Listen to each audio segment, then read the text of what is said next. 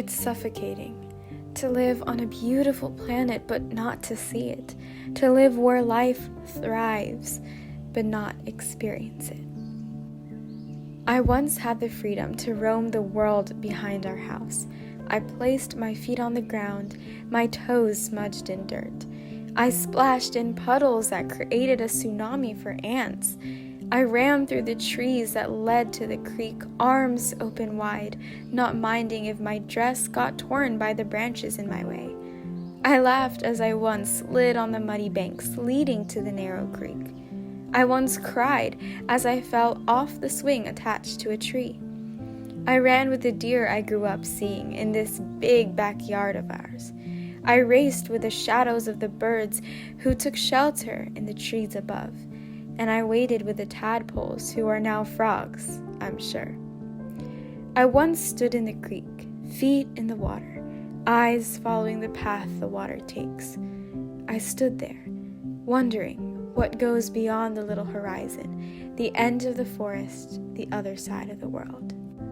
Now I find myself staring at the same horizon where the sun rises and sets, wondering what my animal friends are doing or where they could be roaming with humans out of the way.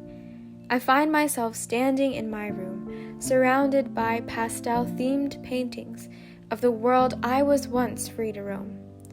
I cry when I fall off the edge of my mind, trying to keep my mind at peace. I laugh when I find something to do that keeps me in peace. And when I found the good book, it was more than good. It was good and more. It was alive and stirred me inside. When I felt locked down, locked away from my world of freedom and put down into my own thoughts and wanderings, I thought all was lost. My paintings show the range of emotions and thoughts as I tried to cope and adapt.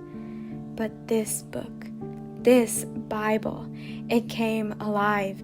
The words seemed to fly off the page, surrounding me with peace, wrapping me with grace.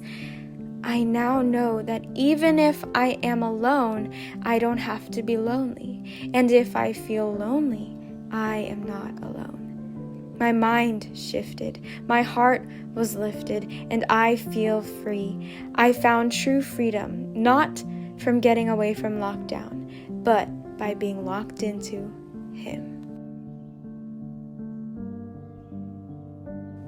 One thing I ask from the Lord, this only do I seek, that I may dwell in the house of the Lord all the days of my life, to gaze on the beauty of the Lord and to seek Him in His temple. Do not be anxious about anything, but in every situation, by prayer and petition, with thanksgiving, present your requests to God.